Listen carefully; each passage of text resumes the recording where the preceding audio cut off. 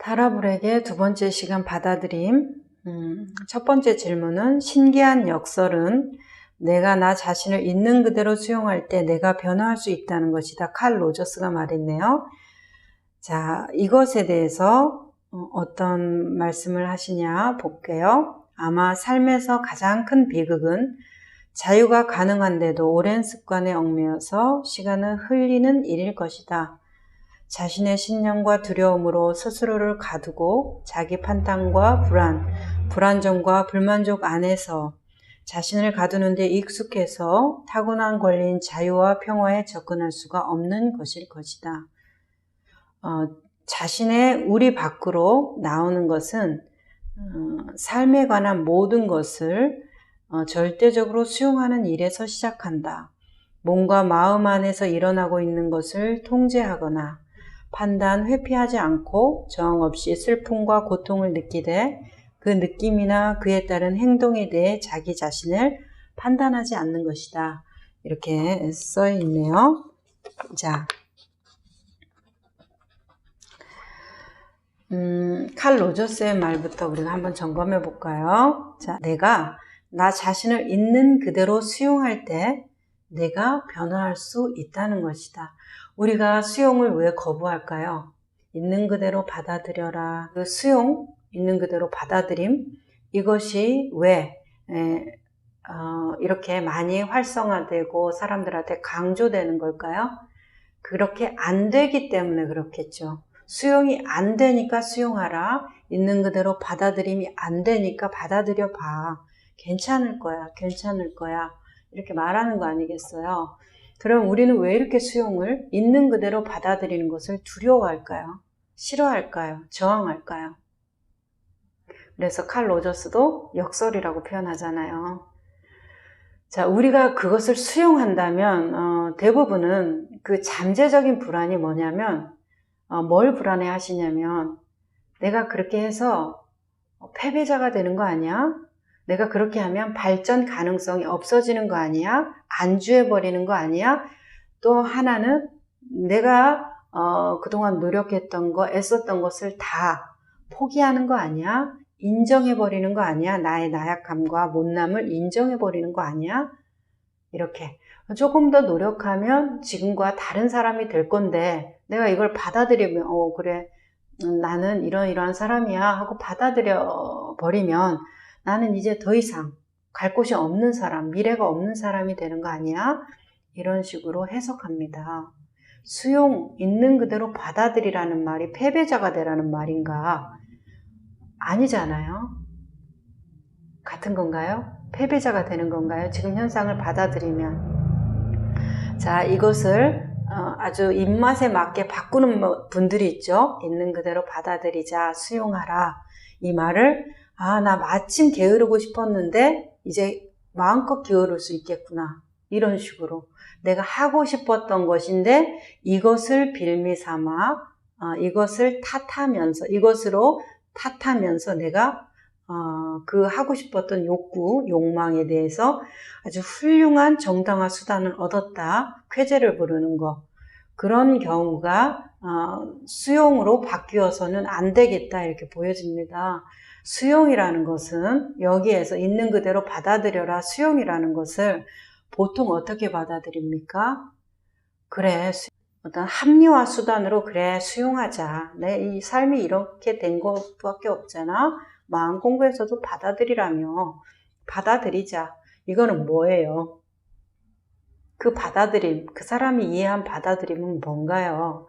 나의 욕구에 대한 정당화, 합리화 아닙니까? 할 수 있고 하고 싶고 그 사람, 내 가족들을 위해서 내 책임이 있고 그런 상태에서 그 사람이 수용한다, 받아들인다는 건 어디까지 지금 이런 상태에 있구나라는 것에 대해서 현재에 대한 인식, 알아차림이지 그것을 더 나아가서 그래 내가 이런 상태를 계속 유지하겠다. 이런 것까지 알아차리라는 말인가요? 그것을 알아차림으로 둔갑시키라는 말인가요? 내가 이렇게 가난하게 사는 것에 대해서 가난하게 살지 않고자 한다면 노력해야 되겠죠. 노력하는 영역. 왜요? 인연에 수순하는 사람은 그만큼 성실한 만큼 보답을 받으니까요. 그게 알아차림의 영역입니까?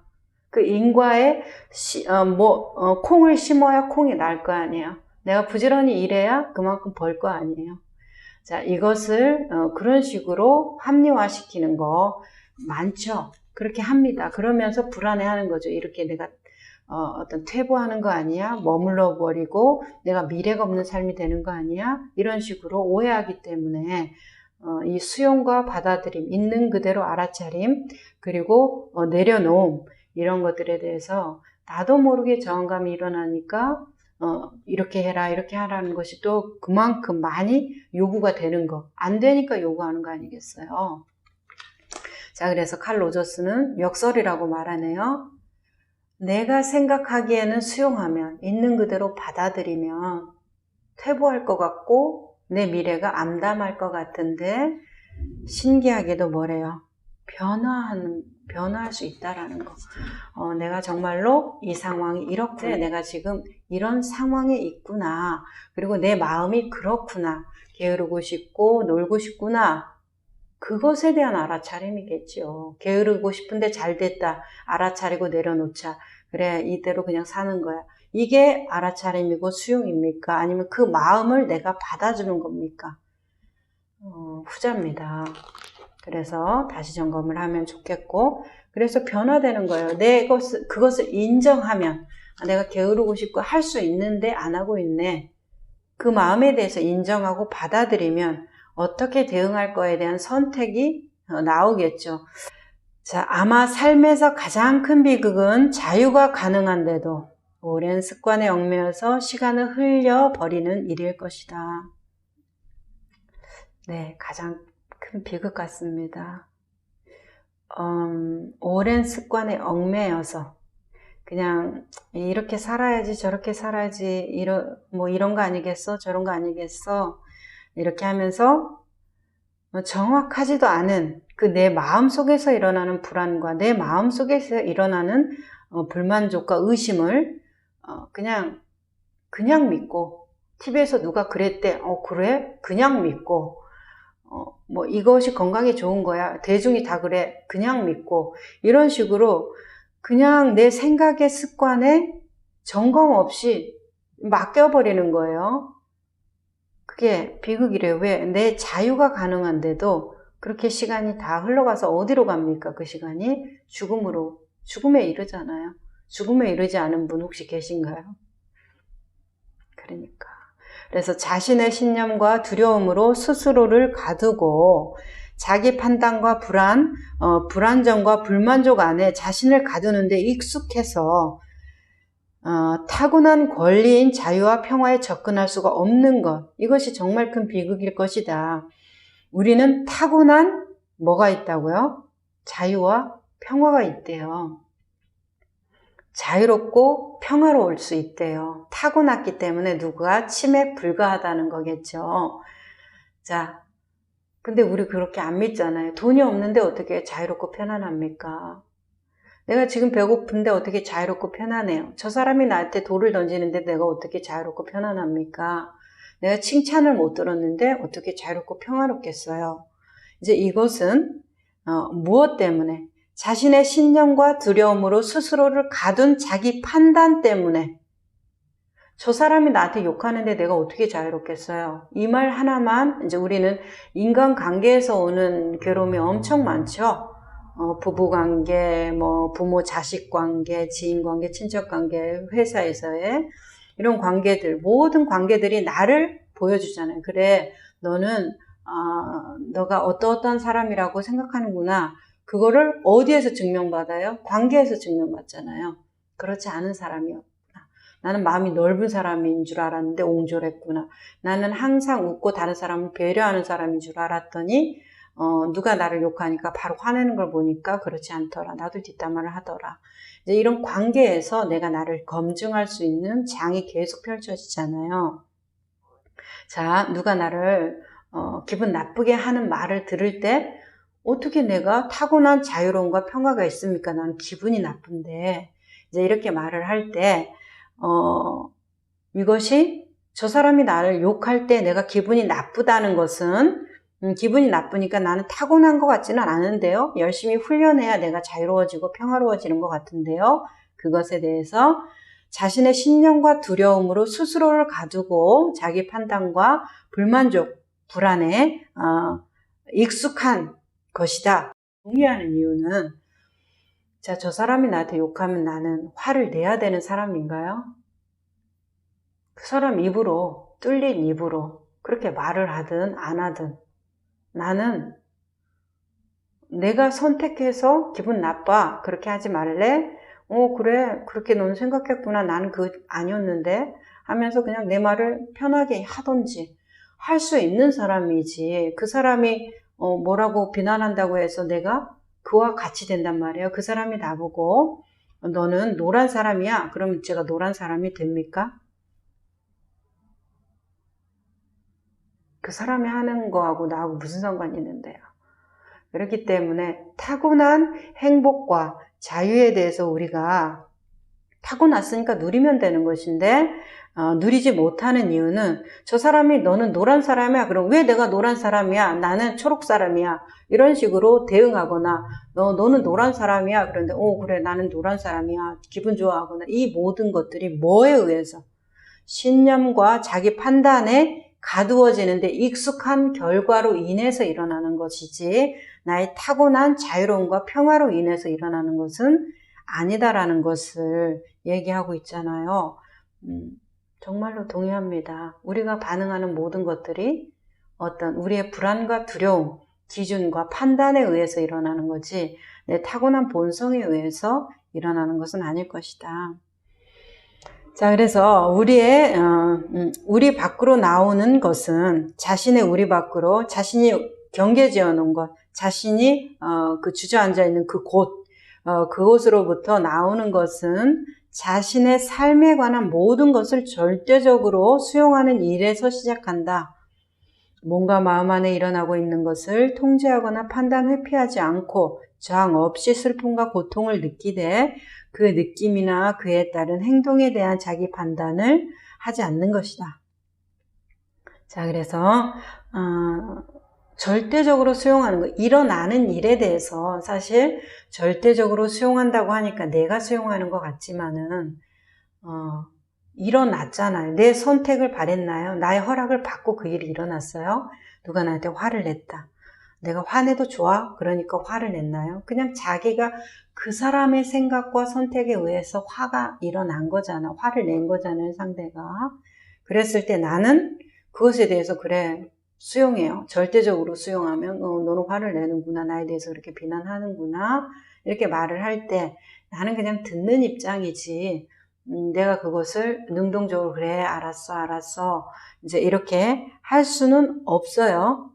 알아차리고 받아들인다는 것이 굉장히 사실은 수동적인 거예요. 있는 것을 그대로 알아차린다라는 것은 보여지는 것을 그냥 보는 거지. 내가 이건 봐야 되고 저건 봐야 되지 않아. 이 소리는 들어야 되고 저 소리는 들으면 안 돼. 선별할 수가 없다는 거예요. 그냥 들려지는 거죠. 그것에 대해서 그냥 그것이 있을 뿐이에요. 그것을 수용이라고 표현합니다. 절대적인 수용이라고 말하네요. 그러니까 그냥 보여지는 것을 전면적으로 다 보라. 배제 없이 보라 이 말이겠죠. 그랬을 때 마음 안에서 일어나고 있는 것을 통제하거나 판단 회피하지 않고 자 여기까지는 좋아요. 그리고 저항 없이 슬픔과 고통을 느끼되 이제 이 말에 대해서 우리가 생각해 봐야 돼요. 저항 없이 슬픔과 고통을 느낄 수 있나요? 이걸 알면 내가 이제 수용에 대해서 좀 더 명료해지겠죠. 좀 더 성숙된 수용이 가능하겠죠. 걱정과 불안이 없는 수용이 가능할 겁니다. 자, 저항 없이 슬픔과 고통을 어떻게 느껴요? 자, 슬픔을 느낀다는 자체가 저항 아니에요. 고통을 느낀다는 고통을 아무것도 없는데 갑자기 고통이 뚝 떨어져서 고통을 느낍니까? 무언가에 저항하니까 아프면 안 돼. 근데 아프네. 그러기 때문에 내가 그 아프면 안 된다는 그 마음, 아파서는 안 된다는 마음을 따라가고 그러면 아픔이라는 것에 대해서 저항하게 돼 있잖아요. 그러니까 이미 저항을 하고 있는 상태가 슬픔이나 고통, 외로움 같은 것들인데 이미 저항을 하고 있는 이 상태에 대해서 저항 없이 느끼라니요. 어떻게 가능할까요? 자, 저항 없이 슬픔과 고통을 느끼는 것을 다른 표현으로 한다면 금강경의 제 10분인가요? 장엄 정토분 이겠죠. 응무소주, 이생기심, 그 마음을 내는데 마음을 내기는 내요. 그쵸? 그러니까 슬픔이라는 마음을 냈고 고통이라는 마음을 냈어요. 이생기심, 그 마음을 내는데 응무소주하래요. 머물지 말래요. 어떻게? 슬픔에 머물고 고통에 머물고 기쁨에 머물지 말고, 그러니까 마음을 아예 내지 말고 차단하라는 말이 아니죠. 슬픔을 느끼고 고통을 느끼는 거예요. 마음을 냈잖아요. 그렇지만 그것에 대해서 머무른다는 말을 다른 말로 집착하지 말고 그 슬픔에 집착해서 나는 이런 사람이야 저런 사람이야 저 사람이 저렇게 말하는 것은 내가 이러이러한 것이기 때문이야. 자기의 자책감과 괴로움을 자극하지 말고 그냥 그 마음에 집착하지 말고 그 마음이 일어나는 것에 대해서 어떻게 마음을 내는 거죠. 내는 거. 그냥 마음을 그 일어나는 바대로 인정하고 알아차리는 거. 그 정도가 될 것 같아요. 그래서 저항 없이 슬픔과 고통을 느낀다라는 말에 대해서 슬픔과 고통의 마음이 나는 것에 대해서 이렇게 슬프면 안 돼, 고통스러우면 안 돼, 이런 식으로 이제 마음 공부를 잘 된다, 안 된다를 그렇게 선택을 하세요. 감정이 마치 돌멩이처럼 되는 거. 슬픈 상황에서도 아무 느낌 없고 깊은 상황에서 아무 느낌 없이 마치 평온한 어떤 바다처럼 대야 내가 잘하고 있는 거다 이렇게 인지한단 말이에요. 바람이 불어도 괜찮고 나무가 부대껴도 파도가 쳐도 괜찮다는 말이에요. 마음을 내라는 말이잖아요. 슬픔과 고통을 느끼라는 거예요. 슬픔과 고통을 느끼는데 어떻게? 저항 없이 집착 없이 하라 이 말이겠죠. 자, 그런 식으로 받아들이면 적당하겠다. 저번에 경봉 스님 법문을 들어본 적이 있는데 이제 생전 육성 법문이죠. 거기에 이런 표현으로 좋은 것이 병아리가 어미닭이 병아리 품듯이 수행하라 이렇게 말씀하셨어요. 그러면서 이제 이렇게 표현되는 느낌이 마음을 내는데 집착하지 말고 마음을 내라. 이런 거. 닭이 달걀을 품는 것은 아무 생각 없이 닭이 어떻게 달걀을 품을 수 있겠습니까? 마음을 낸 거잖아요. 달걀을 품어서 21일 만에 부화시키려면 계속해서 따뜻하게 품어줘야 될 거 아니에요. 그러니까 마음을 냈어요. 달걀을 품어야겠다. 병아리가 나오도록. 마음을 냈지만 어떻게? 응무소주하래요. 머물지 말래요. 집착하지 말래요. 내가 이만큼 해줬는데 얘가 언제 나오는가에 쪼아보고 발로 차보고 되나 안 되나 뽑아보고 앉아보고 막 이런 것들 계속 간보는 행동이 있잖아요. 되나 안 되나 돌아보고 힐끗거리고 생각하고 계산하는 것들, 그것들에 대해서 마음 없이 그냥 내 마음만 이렇게 계속 품어주면 우리 예쁜 병아리가 나올 거야. 그래서 그냥 품는 행위에서만 내가 마음을 내는 거지, 그 품는 행위로 어떤 덕을 보겠다. 내가 품었으니까 내가 3일 품었는데, 왜 안 나와? 4일 품었는데 뭔가 조짐이 있어야 되는 거 아니야? 이런 식으로. 자, 삶에서 우리가 사람들하고의 관계에서, 자기 자신하고의 관계에서도 마찬가지입니다. 어떻게 해요? 내가 2번 참았잖아. 3번 참았는데. 내가 어제도 그랬고 1년 전에도 그랬는데 뭐 이런 것들 계속 숫자 세고 있고 옛날에 했던 거 반복해서 기억하면서 그거 근거되고 있고 그런 것들이 다 그 마음에 대해서 머물러 있는 거잖아요. 그쵸? 그 마음에 대해서 머물러 있지 말고 그냥 지금 마음 나는 것을 하라는 거예요. 지금 마음 나는 것을 그냥 하고 나는 마음에 대해서 집착하지 말라는 거잖아요. 그렇게 이해를 한다고 하면 이 모순적인 말이 이해가 될 수 있다. 좋습니다. 그래서 저항 없이 슬픔과 고통을 느끼라는 말이 이제 우리는 와닿습니다. 슬픔과 고통 자체가 저항 때문에 일어나는 거지만 그 저항 때문에 일어나는 그 마음에 집착하지 말라. 느끼되 흘려보내라는 거죠. 그 느낌이나 그에 따른 행동에 대해 자기 자신을 판단하지 않는 것이다. 자, 저항 없다는 말이 판단하지 않는다는 말이라고 하네요. 내가 슬퍼하고 있거나 고통을 느끼고 있는 그 모습에 대해서 내가 판단하거나 옳은 거야, 그른 거야, 넌 좀 더 참아야지, 나를 무시했어, 같이 싸워야 됐는데 내가 왜 안 그랬을까, 이제 이런 것들에 대해서 자기 판단을 하지 않고 그냥 그 맨 슬픔과 맨 고통에 대해서 마음이 일어난 것에 대해서 알아줘라. 이제 이렇게 알면 좋겠다 보여집니다. 자, 두 번째 질문입니다. 근본적 수용이라는 것은 내면에서 일어나는 것을 분명히 인식하고 바라보는 것이다. 그거에 대한 부연 설명을 이렇게 말씀하시네요. 근본적 수용은 조건화된 반응에 역행한다. 신체적, 정서적 고통이 발생했을 때 얼마나 우리의 무가치감을 반영하는지에 모든 주의를 빼앗겨 버린다. 이 고통은 우리를 희생자로 느끼게 만들어서 몸은 믿을 수 없는 것이며 항상 자신은 약하거나 나쁘기 때문에 뭔가 잘못될 거라고 말한다.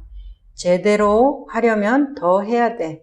나는 불완전해. 행복하려면 더 많이 필요해. 라는 생각에 쫓겨서 트랜스는 심화된다. 트랜스는 신념을 강화한다. 일이 잘 진행되고 있을 때도 자신이 그럴 자격이 있는지 질문하고 뭔가 나쁜 일이 일어나려고 한다고 두려워한다. 우리의 즐거움은 소유를 유지하는 것에 대한 불안과 강박에 오염된다. 수용은 영적인 삶의 중심이며 오랜 습관과 조건하에서 깨어나기 위해서 정서적인 자신을 해체하는 역할을 한다. 이렇게 표현되네요. 자, 이 받아들임이라는 책에서 자주 쓰이는 표현들이 있습니다. 일단 트랜스라는 말이 그때 뭐라고 그랬어요? 무가치함에 대한 신념 체계. 사실 내가 무가치하다는 게 아니라 내가 그렇게 믿고 있다라는 거죠. 나는 무가치한 인간이야, 무의미한 인간이야, 쓸모없는 인간이야, 이런 것에 대해서 내가 그렇게 믿고 있다는 거죠. 그리고 또 하나는 근본 수용이라는 말이 많이 나와요. 근본 수용에 대한 설명이 계속 나올 겁니다. 그리고 이 근본 수용을 하기 위해서 두 양날개를 표현하는 것들이 있죠. 두 양날개는 뭐예요? 알아차림, 마음 챙김과 자비, 이것으로 표현을 하고 있죠. 마음 챙김과 자비. 자, 이런 것들이 자꾸 나오기 때문에 말씀을 드렸어요. 자, 그것을 알고서 한번 볼게요. 근본적 수용. 근본적 수용을 내면에서 일어나는 것을 분명히 인식하고 바라보는 것이래요. 자, 근본적 수용이 뭐예요? 내면에서 일어나고 있는 것이라고 하네요. 바깥에서 저 사람이 화내고 있네, 저 사람이 어떻게 하고 있네, 이런 것도 더불어서, 왜요? 저 사람이 저러고 있는 것을 내가 해석하고 있는 것은 내면에서 일어나고 있는 거잖아요. 그러니까 안과 밖을 굳이 나눌 필요는 없을 것 같고, 왜냐하면 안과 밖이 없잖아요. 다 나의 일체유심조의 세상, 내가 해석하는 세상에 살고 있기 때문에 바깥에서 일어나는 그 사람의 행동과 말을 내가 왜 기분 나쁘게 저렇게 말해? 되게 사람 유쾌하고 통쾌하고 있는 그대로 참 사람이 가감없이 솔직한데 이렇게 한 모습을 보고 내가 이렇게 판단하거나 저렇게 판단하는 거, 그것이 내 내면에서 일어나고 있죠. 판단이 바깥에, 내 판단을 바깥에 띄워놓고 하는 경우가 어디 있습니까? 내 안에서 일어나고 있죠. 그래서 내면에서 일어나는 것을 인식하는, 그래서 나한테 일어나는 모든 것을 인식하면 되겠어요. 그렇죠? 적당하죠? 바깥에서 일어나는 일은 그럼 제외하겠나? 아니죠. 그 바깥에 있는 것을 내가 보고 있으니까. 그래서 분명히 인식하고 있는가, 그것이 근본적인 수용이다. 이렇게 표현을 일단은 하네요. 수용에 대해서 계속 부가적인 설명이 들어가기 때문에 볼게요.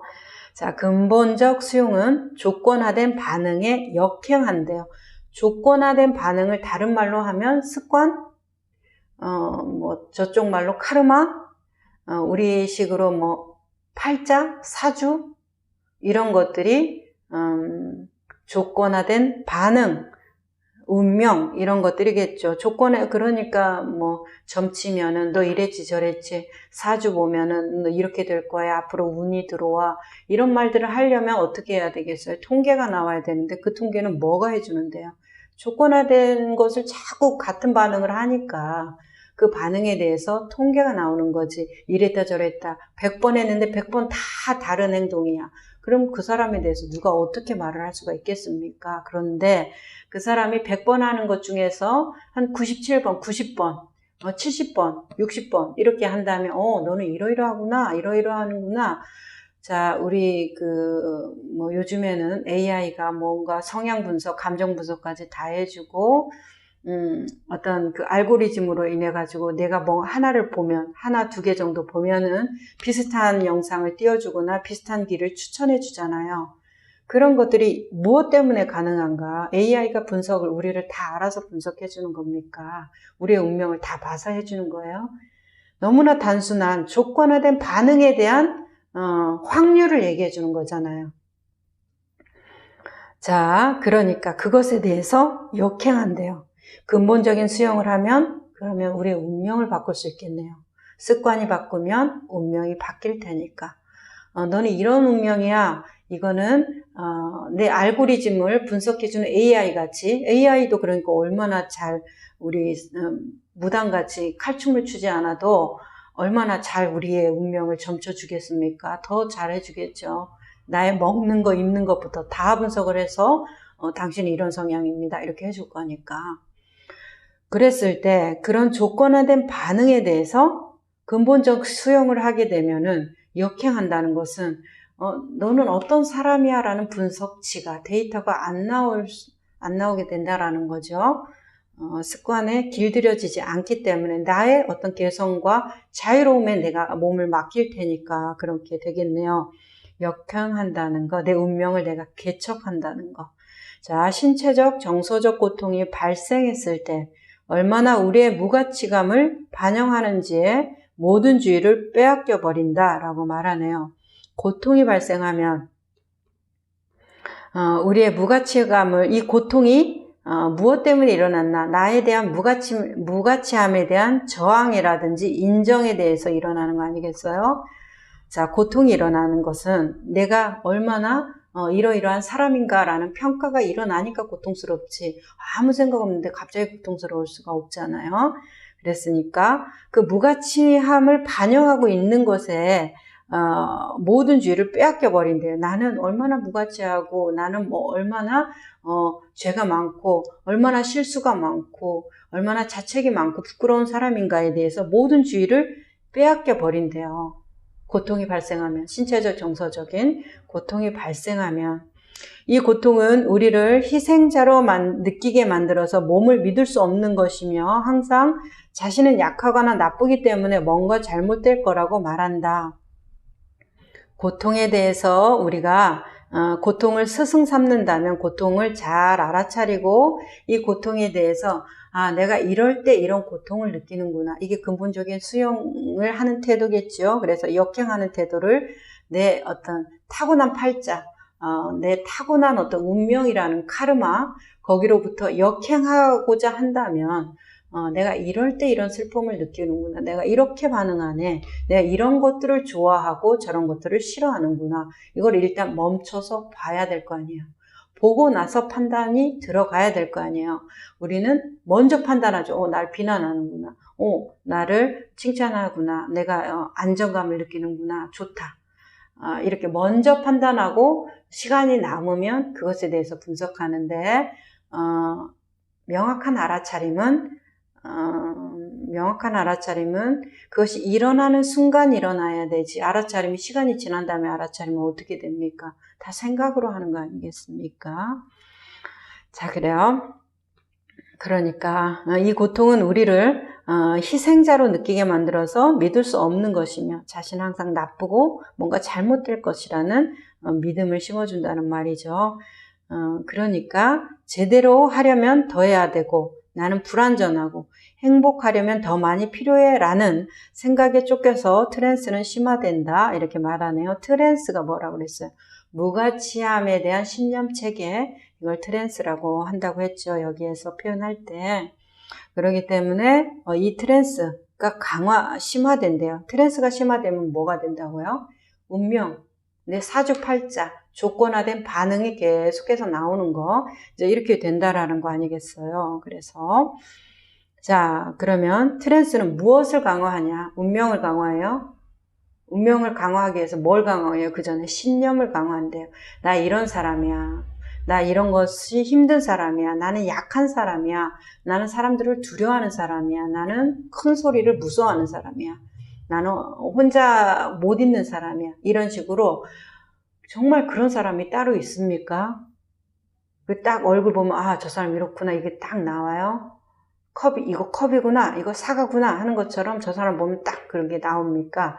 그런데도 자기 생각에 쌓여있는 사람은 의심의 여지가 없어요. 난 그런 사람인 거잖아요.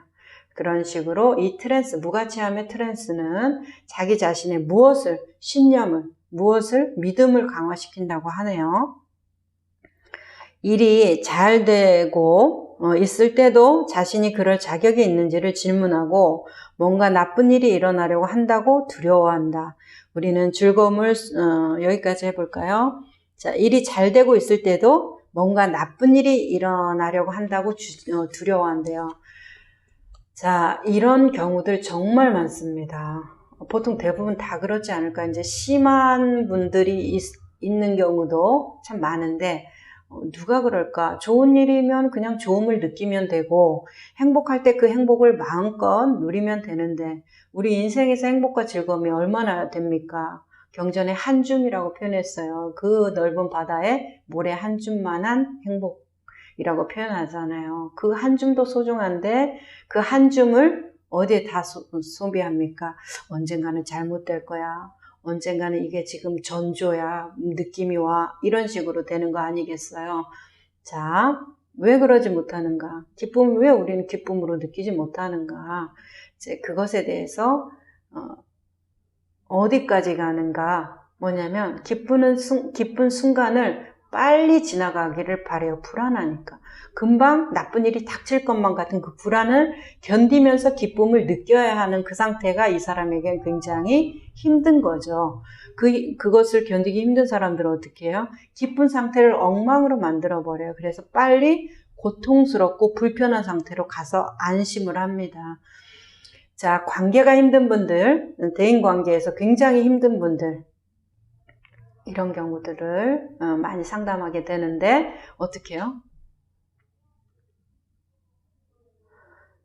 그 사람이 나한테 잘해주고 우리가 서로 굉장히 많은 것이 잘 맞는다고 느껴요. 친구 관계든 연인 관계든 부모와 자식 관계든 어느 날 좀 잘 맞고 되게 화목한 상황이잖아요. 그럼 그거를 못 견디는 거예요. 불안해요. 이 상태가 언제 깨질지 모르는 거예요. 그러니까 괜히 시비 걸고 탓하고 아니면은 네 마음이 정말인지 찔러보고 간보고 자꾸 그 사람의 마음을 흔들어보고 그러면서 그 사람이 그런 어떤 안정감을 보이는 모습을 보면은 그걸로 안심하면서도 또 불안해하고 그래서 연인 관계에서 이제 많이 나타나는 현상이에요. 불안이 많은 사람들의 연인 관계가 오래가지가 힘든 이유는 자꾸 그 사람을 시험해요. 상대방 마음을 좀 편안하게 해줘야 누군들 처음에 좋을 때야. 그렇지만 편안해야 오래 갈 건데 계속해서 저 마음이 진짠가 언젠가 저 사람이 나를 떠날 건데 언젠가 저 사람이 나한테 실망할 건데 이거 무가치함의 트랜스에 그냥 있는 그대로 적나라한 반영 아닙니까? 자기 자신에 대한 불신이 상대에 대한 불신으로 확장돼서 그 사람을 자꾸 괴롭혀요. 괴롭히는데 누가 붙어 있겠습니까? 어떤 식으로 자꾸 시험하고 그 사람을 오해하게 만들어서 그것으로 나를 안심시켜 달라니요. 그러니까 이런 것들이 그냥 좋을 때 실컷 좋다가 어쩔 수 없이 헤어질 때 헤어지면 좋은 기억이라도 가져가죠. 맨날 싸운 기억밖에 없으면 어떡합니까? 근데 이 무가치함의 트랜스에 사로잡히면 그 상황에서 벗어나는 거, 행복한 것도 좋은데 행복이 클수록 뭐도 커져요. 불안감도 엄청 커지죠. 그리고 이거 됐을 때 내가 과연 견뎌낼 수 있을까? 이 사람이 나의 이렇게 내가 마음이나 심리 상태가 불안하고 안정적이지 않은 것을 언젠가는 들키게 될 텐데 그 사람이 떠나가면 이렇게 좋아하는 그 사람이 떠나가면 내가 그걸 견뎌낼 수 있을까 생각하니까 그 불행도 불안함도 커지는 거예요. 행복한 만큼. 그러니까 얼마나 초조하겠어요. 그러니까 늘 마음이 갈팡질팡하고 안정감이 없고 상대방을 늘 잘해줬다가 못해줬다가 막 감정 기복이 엄청 오르락 내리락 하고 이제 이렇게 돼요. 내가 집착하는 사람일수록 더 나의 이런 모습들이 보이면서 결국 누구를 공격합니까? 자기 자신을 공격하게 되죠. 트랜스를 강화시킨다는 거예요. 어떻게? 결국 나는 이렇게 되는구나. 역시 나는 외롭게 쓸쓸하게 이렇게 살다가 죽을 팔짱가 봐. 나는 누구한테도 사랑을 받을 수가 없는 사람이야. 그것에 입으로는 불행을 말하면서 마음속으로 안심하는 이 모순이 있더라. 그러니까 이거 다 생각이잖아요. 하나부터 열까지 다 생각입니다. 그러니까 그러지 않으면 참 좋겠는데.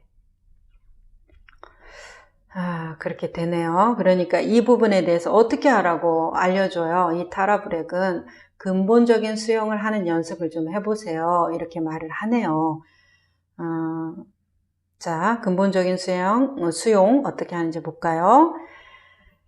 자, 우리의 즐거움은 소유를 유지하는 것에 대한 불안과 강박에 오염된다. 자, 연인관계 얘기 들었으니까 그냥 그대로 계속 해볼까요? 자, 이 불안정의 트랜스, 무가치함의 트랜스에 사로잡힌 두 불안정한 예쁜 남자, 여자가 만나서 행복한 마음으로 연애를 하는데, 자, 그 행복한 마음, 사랑스러운 그 즐거움이 불안과 강박으로 오염된대요. 부정할 수 없습니다. 그들의 불안성이 서로를 계속 공격해요. 그러니까 그 행복이 계속 오염되다가 결국은 어떻게 돼요? 헤어지면서 자기 자신에 대한 비난과 자책, 회의감으로 모든 인간관계에 대한 회의감, 인생에 대한 회의감으로 그 대가를 받게 되죠. 자, 그랬을 때 수용은 영적인 삶의 중심이며 오랜 습관과 조건하에서 깨어나기 위해서 정서적인 자신을 해체하는 역할이다. 자, 정서적인 자신, 이거 뭐예요? 생각으로 나는 이런 사람이야, 저런 사람이야 라는 어떤 나 자신에 대한 판단과 분별, 정서적인 것, 생각, 느낌, 감정 이런 것들을 정서적인 것으로 볼 수 있겠죠. 이 정서적인 것을 해체하는 과정이 근본적인 수용이다. 멈춰서 보라는 거예요. 근본적인 수용, 그렇죠? 근본적인 수용은 멈춰서 보고 있는 것을 있는 그대로 인정하는 거. 그래, 나는 불안이 많구나. 그것이 나의 불안임을 아는 거예요. 상대를 시험함으로써 내 불안을 안심하려고 하는 것이 아니라 내가 나의 불안을 인지하면 인지할수록 그 상대에 대해서는 어떻게 되겠어요? 안 건들겠죠. 내가 내 불안이구나, 내 불안이구나. 이건 내 생각이구나, 내 생각이구나. 저 사람이 그렇게 생각하는 것이 아니구나. 이거를 계속 있는 그대로 보고 수용하고 알아차리면 상대에 대해서 안심하기 위해서 그 사람을 시험하지 않을 거 아닙니까? 시험에 들게 하는 관계가 얼마나 위태로운가요? 자, 그렇게 보여지고 다음 장 한번 볼까요?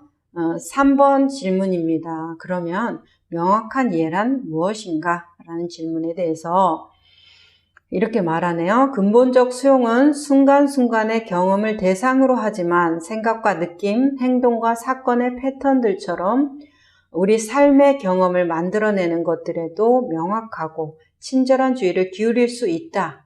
우리 행동을 이끌어내는 의도를 더 잘 알아차리게 된다. 비수용이 바로 트랜스의 특징이기 때문에 상황의 전체 맥락을 근본적 수용으로 봄으로써 뭔가 잘못되었다는 스토리를 내려놓으면 실제로 일어나고 있는 것을 명확하고 친절한 주의로 어루만지게 된다. 의식의 본질은 일어나고 있는 것을 아는 것이다. 우리 가슴의 본질은 보살피는 것이다.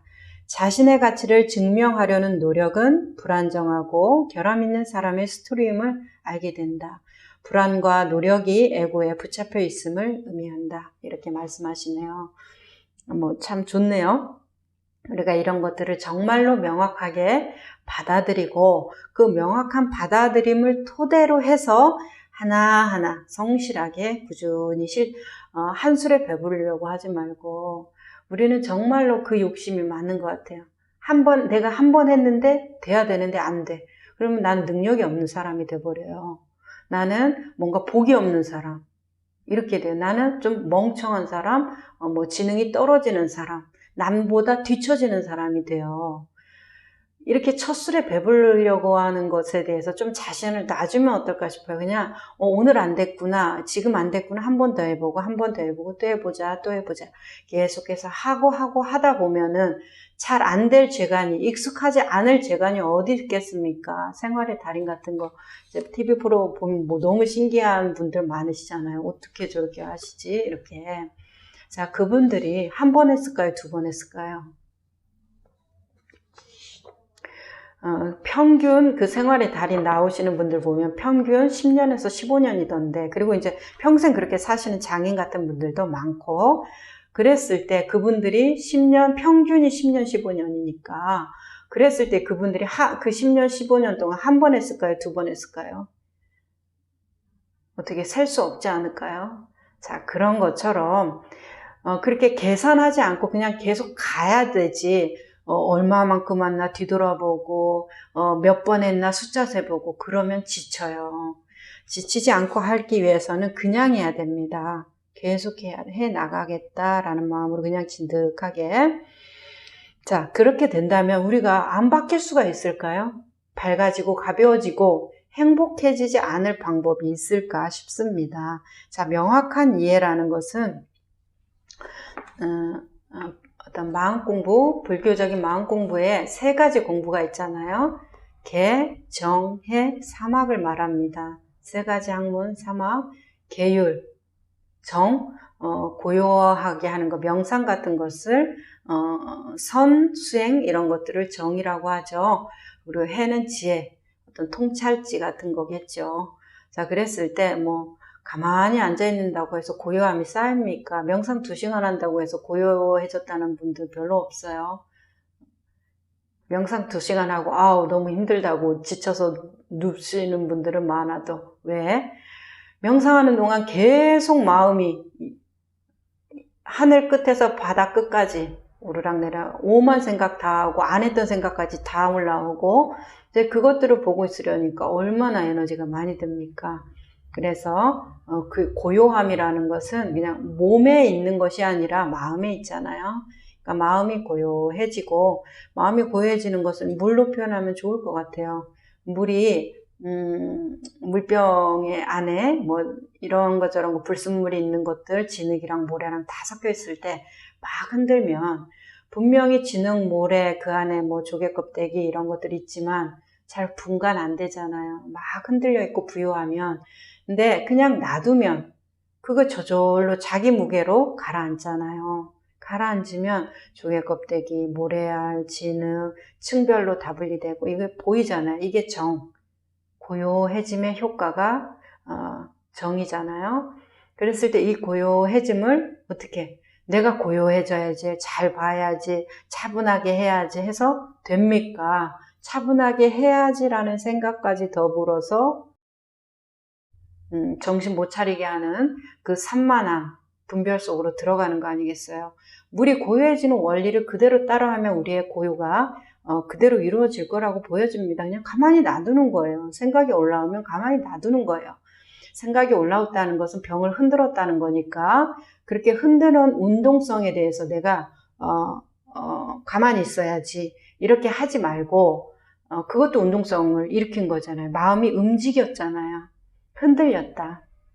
그러니까 그것을 그냥 놔두는 거예요. 그러면 물이 고요해지듯이 내 마음이 고요해질 거예요. 그 운동성에 따라서 진흙은 좀 더 천천히 내려앉을 때니까 좀 천천히 고요해질 거고, 돌멩이 같은 거는 빠른 속도로 차분하게 맨 밑바닥에 가라앉을 거고, 그렇게 자기 속도와 자기 질량에 따라서 가라앉겠지만 어떤 원리에 의해서 그냥 가만히 놔뒀다는 그 원리에 따라서 자기 이념만큼 그것이 속도가 차이가 나겠죠. 자, 그러면 우리가 고요해지는 거, 개정해의 정. 그 정을 여기에서는, 그렇게 말하는 것 같아요. 정은 고요해지는 거니까 명확한 이해는 해까지 가야 되겠네요. 명확한 이해는 어떤 통찰지, 내가 생각하는 것을 그대로 생각하는 것이 아니라 그것의 전면적인 모습, 예를 들면 삼각 뿔이 있어요. 삼각형 모양의 뿔이에요. 그러면 위에서 정면 꼭대기에서 하늘에서 보면 그건 네모로 보일 거예요. 그렇죠? 그리고 밑에 바닥에서 봐도 네모로 보이겠죠. 하지만 옆에서 보면 어때요? 아무리 옆에서 네모라고 하는데 아무리 봐도 삼각형인 거예요. 그 사람은 옆에서 보고 사방에서 보고 내가 이 위치에서 보면 아닌가? 저 위치에서 보고 동서남북 다 돌아다녀 보면서 그 삼각뿔을 봤다고 쳤을 때 그 사람이 확인할 수 있는 것은 삼각형밖에 없기 때문에 이 사람은 분명히 확신을 가지고 내가 온 세상을 다 뒤졌지만 삼각형이었어 라고 말할 수 있겠죠. 아주 확신에 차서. 그럼 하늘에서 본 사람, 땅 밑에서 위로 올려다 본 사람은 뭐겠어요? 하늘 그 넓은 데서 봤는데 네모였어. 그러면 세모가 맞나요? 네모가 맞나요?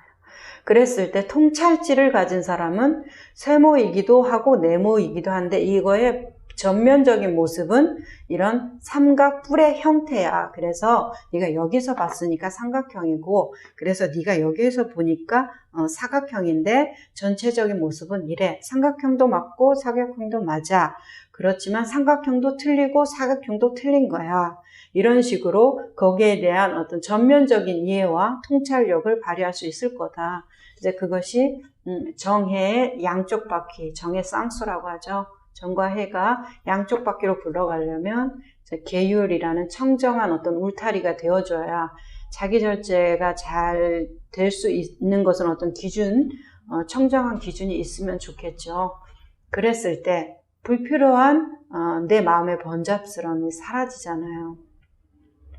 계율을 너무 엄격하게 지키고 그걸로 뭐 해보려고 나 대단한 사람이라는 거 보여주려고 계율을 잘 지키는 모습 어떤 대단한 어떤 선의를 이루어고 정의로운 사람인 거 뭐 그것으로 이렇게 사람들이 나는 저렇게까지 계율을 못 지키는데 저 사람 대단한데 이제 이런 추앙을 받기 위한 그런 것은 잘 모르겠어요. 애고로 간 거겠죠. 자유로워야죠. 계율을 지키는데 자유롭다니까 뭐 내가 지켰다 안 지켰다 하는 거냐. 그것이 아니라 그 계율을 지키는데 계율은 지키는데 내 몸과 마음으로 지키는데 그 안에 울타리는 지키는 것이 내 마음을 번잡스럽게 고통스럽게 만들지 않아야 된다는 말이겠죠. 그랬을 때 계율을 지킬 때 뭐 10개도 있고 5개도 있고 막 이렇잖아요. 그런 계율을 지키는 것이 왜 청정함에 도움이 될까요? 자, 뭐 도둑질하지 말라. 도둑질하지 말라는 계율을 내가 잘 지켜간다면 그런 어떤 절제력을 키우면서 그 안에서 내가 편안하다면 그럴 때 어떤 상황에 대해서 내가 혼란스러울 때가 있잖아요. 저거 정도는 내가 가져가도 되지 않을까? 내가 지금 필요한데 가져가도 되지 않을까? 이제 이렇게 생각을 한단 말이에요. 그런 것에 대해서 내가 도둑질하지 않겠다라는 계율을 나는 잘 지키겠다라고 하면 어떤 별다른 생각이 안 일어날 거 아니에요. 그냥 남의 물건인데 하고 지나쳐가지. 이 생각 저 생각 하면서 아니야 그래도 나는 계율을 지켜야지. 아니야 그래도 난 착하게 살아야지. 양심을 지키면서 살아야지 하고 가지 않을 거 아니에요. 그러니까 내가 청정해지는데 마음이 청정이라는 건 뭐예요?